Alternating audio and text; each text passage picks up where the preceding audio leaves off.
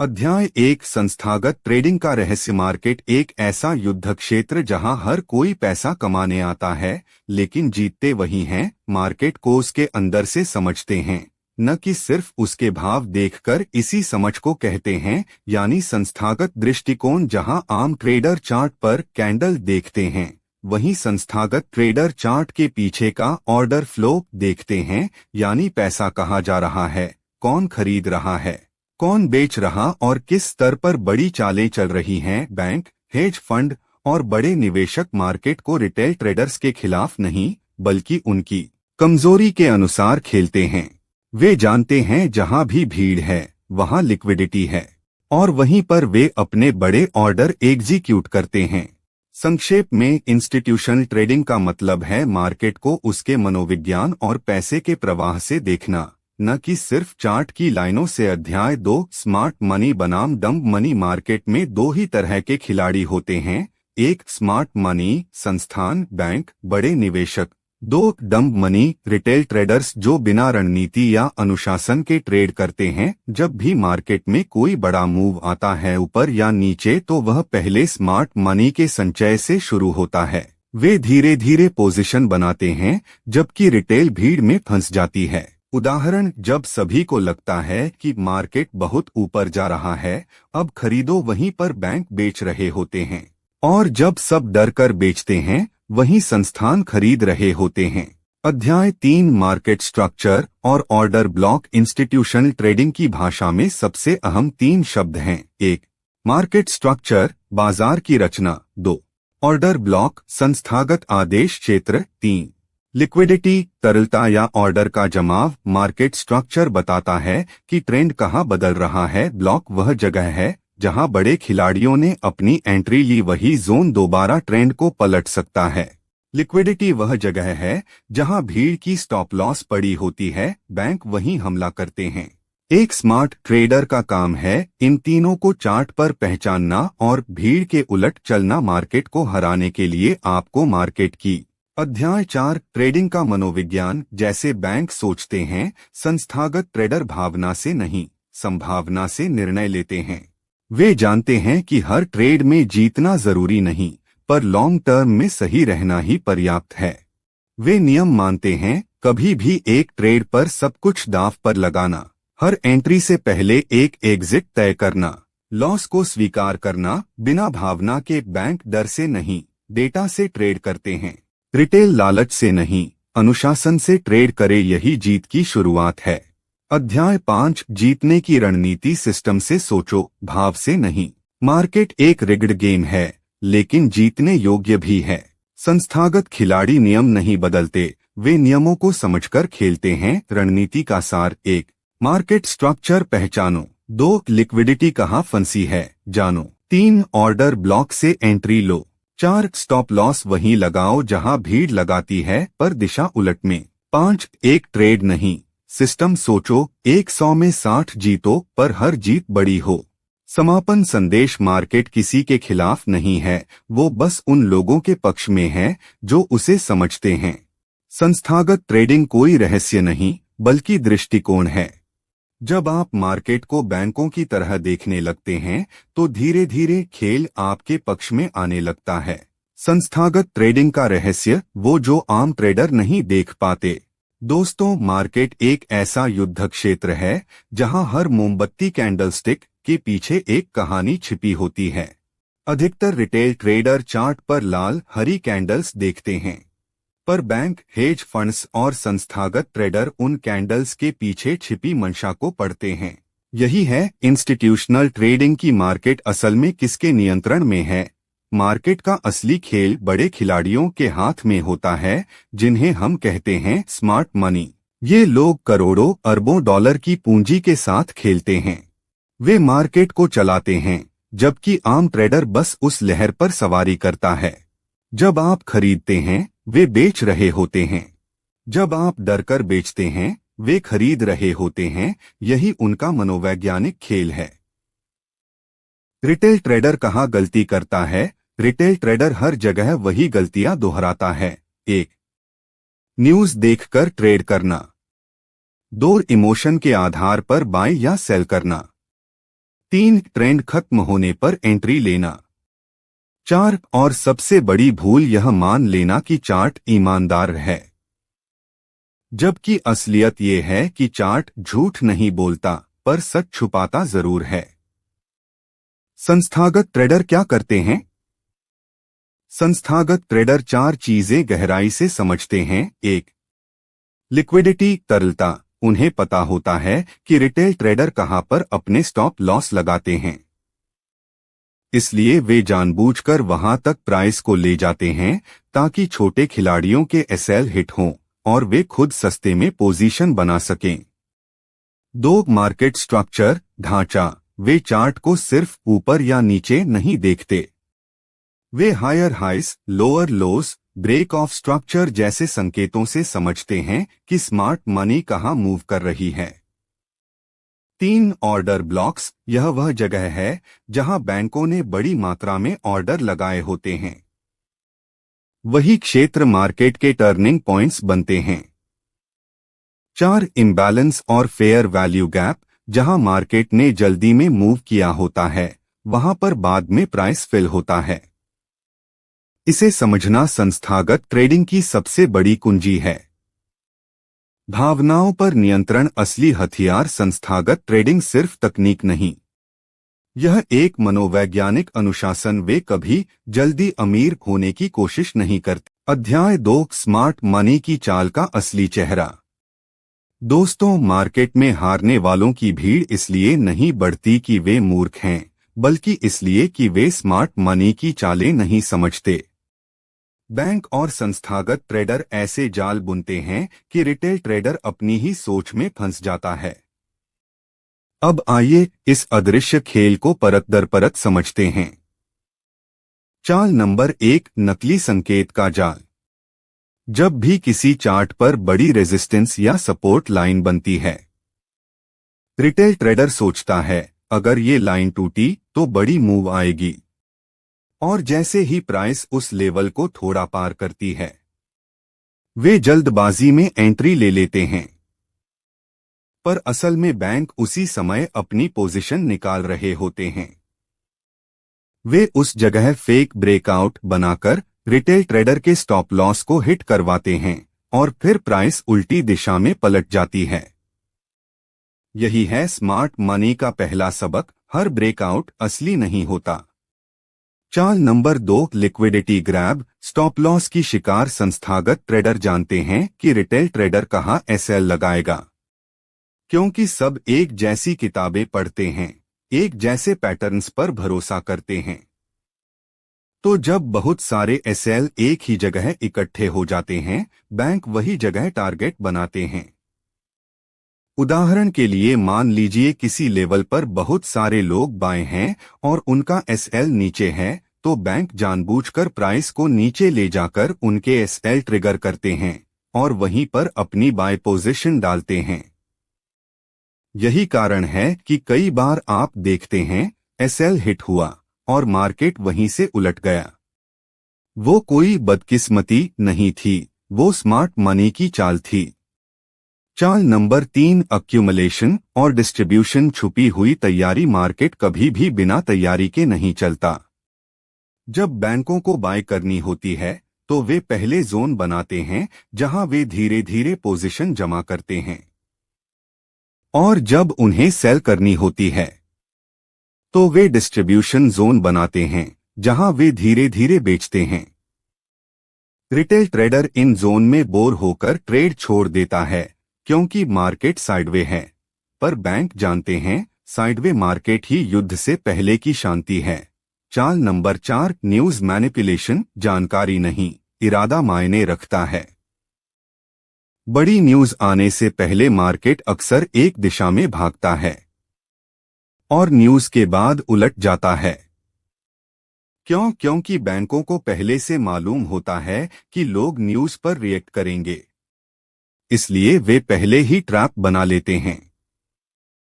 Retail trader देखता है news positive है, चलो खरीदते हैं, पर उसी समय बैंक प्रॉफिट बुकिंग कर रहे होते हैं। अध्याय 3, स्मार्ट मनी कॉन्सेप्ट्स। मार्केट को उसी की भाषा में समझना। दोस्तों, अब तक आपने जाना कि बैंक और संस्थागत खिलाड़ी कैसे ट्रैप बिछाते हैं, कैसे वे लिक्विडिटी हंट करते हैं और रिटेल को हरा देते हैं। पर अब वक्त है असली ज्ञान का। स्मार्ट मनी कॉन्सेप्ट्स, यानी वो सिस्टम जिससे बैंक खुद मार्केट को कंट्रोल करते हैं। अगर आप इसे समझ गए तो चार्ट आपके लिए झूठ बोलना बंद कर देगा। क्या है स्मार्ट मनी कॉन्सेप्ट? साधारण शब्दों में एसएमसी वो तरीका है जिससे हम प्राइस एक्शन को संस्थागत नजर से देखते हैं। यह ट्रेडिंग की सबसे साफ और तार्किक भाषा है जिसमें न कोई इंडिकेटर है, न कोई अंदाजा, सिर्फ कहानी पढ़ने की कला। हर कैंडल किसी का इरादा बताती है और स्मार्ट मनी कॉन्सेप्ट उस इरादे को डिकोड करने का तरीका है। एसएनसी के मुख्य स्तंभ 5 प्रमुख कॉन्सेप्ट। 1. मार्केट स्ट्रक्चर, मार्केट का ढांचा। यह एसएनसी की रीढ़ है।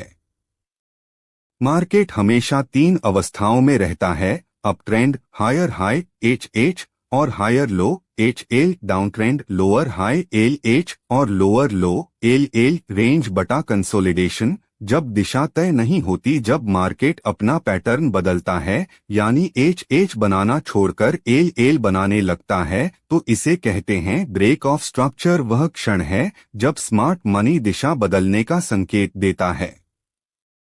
स्वभाव का परिवर्तन, यह मार्केट में शिफ्ट इन इंटेंशंस दिखाता है। बीओएस से थोड़ा पहले, जब प्राइस छोटे ढांचे में ट्रेंड बदलना शुरू करता है, तो वह वार्निंग सिग्नल होता है। उदाहरण, अगर मार्केट अपर ट्रेंड में है और अचानक लोअर हाई बनाकर नीचे गिरता है, तो यह है। इसका मतलब स्मार्ट मनी ने दिशा बदलनी शुरू कर दी है। 3. लिक्विडिटी स्टॉप लॉस का खजाना वह जगह है जहां भीड़ अपने एसएल रखती है, यानी स्विंग हाइस के ऊपर और लोस के नीचे। स्मार्ट मनी इन्हें टारगेट करता है। वे पहले वहां तक प्राइस ले जाते हैं, स्टॉप हंट, फिर असली दिशा में मूव शुरू करते हैं। याद रखें, जहां एसएल है वहीं स्मार्ट मनी की एंट्री होती है। 4. ऑर्डर ब्लॉक्स, बैंकों की एंट्री जोन्स। जब किसी बड़ी संस्थागत ट्रेडिंग एंट्री के कारण मार्केट अचानक मूव करता है, तो उस मूव से पहले की आखिरी कैंडल ऑर्डर ब्लॉक कहलाती है। उदाहरण, अगर तेज ऊपर की मूव आई तो अब वह आखिरी बियरिश कैंडल होगी। अगर नीचे की मूव आई तो अब वह आखिरी बुलिश कैंडल होगी। बैंक अक्सर वहीं से दोबारा एंट्री करते हैं, इसलिए ये लेवल बहुत शक्तिशाली होते हैं। अब स्मार्ट मनी का footprint. 5 fair value gap FVG, price imbalance का खेल। जब किसी तेज मूव में कुछ कैंडल्स के बीच खाली जगह गैप बन जाती है, तो इसका मतलब होता है कि मार्केट ने वहां पर बिना बैलेंस के मूव किया। स्मार्ट मनी बाद में वापस आकर उस गैप को भरता है। इसे कहते हैं एफवीजी फिल। ये एंट्री और टारगेट दोनों के लिए बहुत उपयोगी संकेत हैं। एसएनसी सोचने का तरीका, रिटेल ट्रेडर सिर्फ चार्ट देखता है, स्मार्ट मनी ट्रेडर इरादा देखता है। वो हर कैंडल से ये सवाल पूछता है, क्या यह बीओएस है, क्या यह लिक्विडिटी ग्रैब है, क्या यह ऑब री एंट्री है, क्या मार्केट ने एफवीजी भरा है या नहीं। जब आपके जवाब स्पष्ट हो जाते हैं, मार्केट अब अनिश्चित नहीं, संवादी बन जाता है। एक छोटा उदाहरण मान लीजिए, चार्ट पर हायर हाइस बन रहे हैं, फिर अचानक बीओएस और चोच आता है और नीचे की तरफ एक फेयर वैल्यू गैप बनता है। अब स्मार्ट मनी ट्रेडर वहां सेल एंट्री ढूंढता है, क्योंकि उसे पता है कि लिक्विडिटी ऊपर खत्म हो चुकी है और अब मार्केट नीचे बैलेंस करेगा। अध्याय 4, बैंक कहां एंट्री करते हैं और कहां एग्जिट, गुप्त रणनीति का खुलासा। दोस्तों, अब तक हमने जाना कि स्मार्ट मनी कैसे मार्केट को समझता है, कैसे वे स्ट्रक्चर और लिक्विडिटी के जरिए गेम खेलते हैं। अब बात करते हैं उस सबसे रहस्यमय हिस्से की, उनकी एंट्री और एग्जिट स्ट्रैटेजी की, क्योंकि असली जीत वहीं छिपी है जहां बैंक बाय या सेल करते हैं, ना कि जहां भीड़ करती है। स्टेप 1, सेटअप बनाना। लिक्विडिटी हंट के बाद की एंट्री। स्मार्ट मनी कभी भी ट्रेंड के बीच में एंट्री नहीं लेता, वह पहले भीड़ को फंसाता है। कैसे? मार्केट को ऊपर ले जाकर बायर्स को आकर्षित करता है, फिर अचानक प्राइस गिराकर उनके स्टॉप लॉस हिट कराता है। जब सबके एसएल हिट हो जाते हैं, यानी लिक्विडिटी कलेक्ट हो जाती है, वहीं से बैंक अपनी एंट्री शुरू करते हैं। वे रिटेल पेन को ही अपनी स्मार्ट एंट्री बनाते हैं। Step 2, conformation. बीओएस और चोच की जांच। स्मार्ट एंट्री कभी बिना संकेत के नहीं होती। संस्थागत ट्रेडर हमेशा कन्फर्मेशन ढूंढते हैं। 1, ब्रेक ऑफ स्ट्रक्चर। बीओएस। अगर ट्रेंड बदलने वाला है तो बीओएस सबसे पहला संकेत होता है। 2, चेंज ऑफ कैरेक्टर। चोच। यह बताता है कि अब मोमेंटम शिफ्ट हो रहा है। जब दोनों संकेत मिल जाए, यानी स्ट्रक्चर टूटा और कैरेक्टर बदला, तो स्मार्ट मनी एंट्री के लिए तैयार होता है। स्टेप 3, ऑर्डर ब्लॉक जोन में। अब बैंक अपने पुराने निशान ढूंढते हैं। Order block OB. अगर ट्रेंड ऊपर जाने वाला है तो पिछली बेयरिश कैंडल में एंट्री होती है। अगर नीचे जाने वाला है तो पिछली बुलिश कैंडल में एंट्री होती है। वे वहीं से पोजीशन खोलते हैं क्योंकि वही उनका पुराना इंस्टीट्यूशनल ऑर्डर छिपा होता है। यही स्मार्ट मनी का रीएंट्री जोन है। Step 4, target, fair value gap और लिक्विडिटी लेवल्स। स्मार्ट मनी कभी मनमाने टारगेट नहीं रखता। उनके टारगेट हमेशा लिक्विडिटी लेवल्स या एफवीजी फिल जोन्स पर होते हैं। उदाहरण, अगर उन्होंने नीचे से बाय किया है तो उनका टारगेट होगा ऊपर के स्विंग हाई या इम्बैलेंस जोन तक। अगर उन्होंने सेल किया है तो टारगेट होगा नीचे के लिक्विडिटी पूल तक। जहां भीड़ एंट्री करती है, बैंक एग्जिट करते हैं।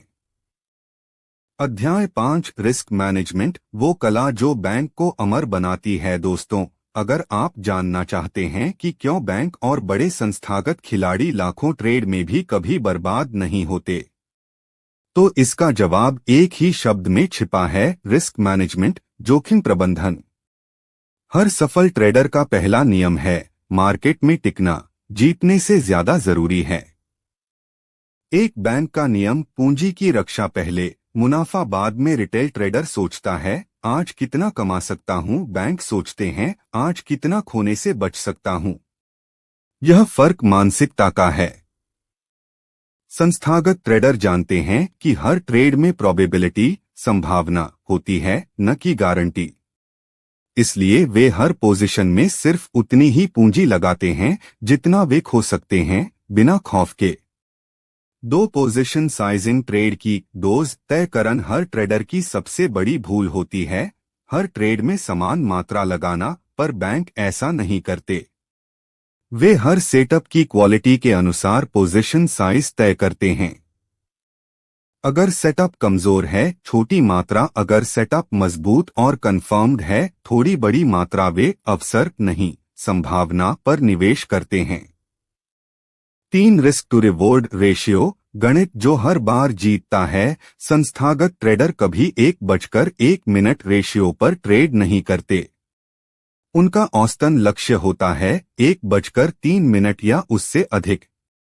इसका अर्थ, अगर वे ₹1 का रिस्क लेते हैं तो कम से कम ₹3 की संभावित कमाई की उम्मीद करते हैं। यानी अगर वे 3 बार हार भी जाएं, तो एक जीत ही सब भरपाई कर देती है। यही कारण है कि बैंक कम जीतते हैं, पर हमेशा जीतते हैं। 4, कंपाउंडिंग डिसिप्लिन, छोटी जीतों का बड़ा साम्राज्य। मनी जानता है कि मार्केट में इज स्मूथ इज फास्ट। वे छोटे छोटे कंसिस्टेंट रिटर्न से पूंजी बढ़ाते हैं। हर जीत के बाद रिस्क नहीं बढ़ाते, बल्कि इक्विटी के अनुसार उसे कैलकुलेटेड ढंग से बढ़ाते हैं। उदाहरण, अगर किसी बैंक की कुल पूंजी 10 रुपए करोड़ है तो वे एक ट्रेड में अधिकतम 1% यानी 10 लाख रुपए रिस्क करते हैं। यही कारण है कि 20 हार के बाद भी वे सुरक्षित रहते हैं। 5 साइकोलॉजी कंट्रोल, हार के बाद भी ठंडा दिमाग। रिटेल ट्रेडर भावनाओं से चलता है, डर, लालच, गुस्सा। पर बैंक सिर्फ डेटा और प्रोबेबिलिटी से चलते हैं। उनका नियम सरल है, अगर सिस्टम ने सिग्नल दिया एंट्री, अगर एसएल हिट हुआ ईएक्सआई। 6 डाइवर्सिफिकेशन, सब अंडे एक टोकरी में नहीं। इंस्टीट्यूशनल ट्रेडर्स कभी एक ही एसेट या मार्केट पर निर्भर नहीं रहते। वे इक्विटी, बॉन्ड्स, कमोडिटीज, फॉरेक्स सब जगह छोटे एक्सपोजर रखते हैं। इससे अगर एक मार्केट गिरता है तो दूसरा उसकी भरपाई करता है। वे बैलेंस शीट मेंटालिटी से ट्रेड करते हैं, ना कि लॉटरी मेंटालिटी से। इस अध्याय की सीख, रिस्क मैनेजमेंट वो दीवार है जो लालच और बर्बादी के बीच खड़ी रहती है। अगर आप पूंजी की रक्षा कर सकते हैं तो मार्केट आपको अनगिनत मौके देगा, पर अगर पूंजी खो दी तो खेल खत्म। जब मार्केट चलता है तो असल में कौन चलाता है? दोस्तों, हर कैंडल, हर मूव, हर अचानक उछाल, यह सब किसी न किसी भावना से जन्म लेता है। मार्केट सिर्फ चार्ट नहीं है, वह लोगों की मानसिकता का प्रतिबिंब है। इसी को समझना ही मार्केट साइकोलॉजी है। एक मार्केट असल में फियर और ग्रीड से चलता है। हर ट्रेडर के अंदर 2 भावनाएं हैं, डर, फियर और लालच। जब डर हावी होता है लोग बेचते हैं, जब लालच बढ़ता है लोग खरीदते हैं। स्मार्ट मनी, बैंक, संस्थाएं जानती हैं कि भीड़ हमेशा भावनाओं से चलती है और वहीं से उनका मुनाफा निकलता है। स्मार्ट मनी डर में खरीदती है और लालच में बेचती है। 2 भीड़ का मनोविज्ञान, देर से जागने की आदत। रिटेल ट्रेडर तब एंट्री करता है जब न्यूज़ चैनल बोलता है मार्केट नया हाई बना रहा है, पर इंस्टीट्यूशनल ट्रेडर तब एंट्री करता है जब न्यूज़ बोल रही होती है मार्केट क्रैश हो गया। भीड़ हमेशा भावनाओं पर रिएक्ट करती है, जबकि बैंक प्लानिंग पर एक्ट करते हैं। यही कारण है कि भीड़ हारी हुई दिखती है और संस्थाएं जीतती हैं। 3 मैनिपुलेशन नहीं, साइकोलॉजी गेम। अक्सर लोग कहते हैं बैंक मार्केट को मैनिपुलेट करते हैं। असल में वे मैनिपुलेट नहीं करते, वे भीड़ के साइकोलॉजी को ट्रिगर करते हैं। फेक ब्रेकआउट, ताकि भीड़ ट्रैप हो जाए। न्यूज़ रिलीज से ठीक पहले लिक्विडिटी ग्रैब, ताकि एसएल हिट हो, फिर रिवर्स मूव ताकि संस्थाएं एंट्री ले सके। मनी जानती है कि भीड़ कहां एंट्री करेगी, कहां पैनिक करेगी और कहां एग्जिट करेगी। उन्हें सिर्फ लिक्विडिटी चाहिए और भीड़ वही देती है। 4 भीड़ की 3 मानसिक अवस्थाएं। 1 होप, आशा, शायद यह ऊपर जाएगा। 2 फियर, डर, अब गिर गया क्या करूं। 3 डिस्पेयर, निराशा, मैंने सब खो दिया। इंस्टीट्यूशनल ट्रेडर इन तीनों अवस्थाओं का टाइमिंग जानता है। वह होप में बेचता है, फियर में खरीदता है और डिस्पेयर में नया ट्रेंड बनाता है। जहां रिटेल छोड़ता है वहीं से बैंक शुरू करता है। 5 सेंटिमेंट रीडिंग, भीड़ की भाषा समझना। बैंक सेंटिमेंट टूल्स का इस्तेमाल करते हैं, जैसे COT reports, commitment of traders, volume profile, order flow data. इनसे उन्हें भीड़ कहां पोजीशन ले रही है, कहां लिक्विडिटी जमा हो रही है और कहां से अगली चाल शुरू होगी। यह भावनाओं की एक्सरे मशीन की तरह है, जहां से बैंक एंट्री लेते हैं। ऑर्डर ब्लॉक का विज्ञान। दोस्तों, हर ट्रेडर यही सोचता है बैंक कहां एंट्री लेते हैं। यह सवाल अगर आप समझ गए तो आप भीड़ से बहुत आगे निकल जाएंगे। इसका जवाब है ऑर्डर ब्लॉक्स वो जगह हैं जहां स्मार्ट मनी ने पिछले बड़े ऑर्डर छोड़े होते हैं, यानी वो छिपे हुए निशान जहां से मार्केट में नई चाल शुरू होती है। एक ऑर्डर ब्लॉक क्या होता है? ब्लॉक मतलब एक ऐसा कैंडल या जोन जहां बैंक या संस्थाओं ने भारी मात्रा में ऑर्डर प्लेस किए थे। उदाहरण के लिए अगर कोई बड़ा गिराव डाउन मूव शुरू हुआ तो उससे ठीक पहले का अंतिम बुलिश कैंडल वही बियरिश ऑर्डर ब्लॉक कहलाता है। और अगर कोई बड़ा उछाल अप मूव शुरू हुआ तो उससे ठीक पहले का अंतिम बियरिश कैंडल वही बुलिश ऑर्डर ब्लॉक कहलाता है। जहां से मूव शुरू हुआ वहीं बैंक की एंट्री छिपी होती है। दो ऑर्डर ब्लॉक के पीछे का लॉजिक, ट्रेडर्स एक ही बार में पूरा पोजीशन नहीं ले सकते। वे धीरे धीरे एंट्री करते हैं ताकि प्राइस ज्यादा मूव न करे। इसलिए वे पहले लिक्विडिटी कलेक्ट करते हैं, फिर एक शार्प मूव बनाते हैं। वह कैंडल जहां से यह मूव शुरू हुआ वही कैंडल दिखाती है कि बैंक ने एंट्री ली थी, उसी को कहते हैं ऑर्डर ब्लॉक। 3 ऑर्डर ब्लॉक कैसे पहचानें? 1. स्ट्रॉन्ग मूव के पहले का कैंडल, जहां से प्राइस ने अचानक तेज मूव बनाया है। 2. इम्बैलेंस बटा फेयर वैल्यू गैप के पास, अब अक्सर उन जगहों पर होता है जहां प्राइस ने बैलेंस तोड़ा था। 3. लिक्विडिटी ग्रैब के बाद रिएक्शन जोन, जब प्राइस किसी ट्रैप से बाहर निकलती है और तुरंत दिशा बदलती है, वही ऑब की कन्फर्मेशन होती है। 4. Smart money entry setup. Smart money का एंट्री सिस्टम बहुत व्यवस्थित होता है। 1. लिक्विडिटी ग्रैब, प्राइस वहां जाती है जहां एसएल पड़े हैं। 2. मार्केट स्ट्रक्चर, प्राइस अचानक दिशा बदलती है।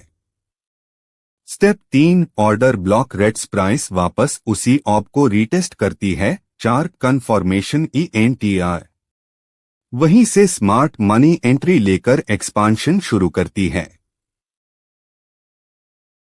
अगर इस वीडियो से कुछ नया सीखने को मिला हो तो इसे लाइक करें, चैनल को सब्सक्राइब करें और अपने दोस्तों के साथ शेयर करना न भूलें।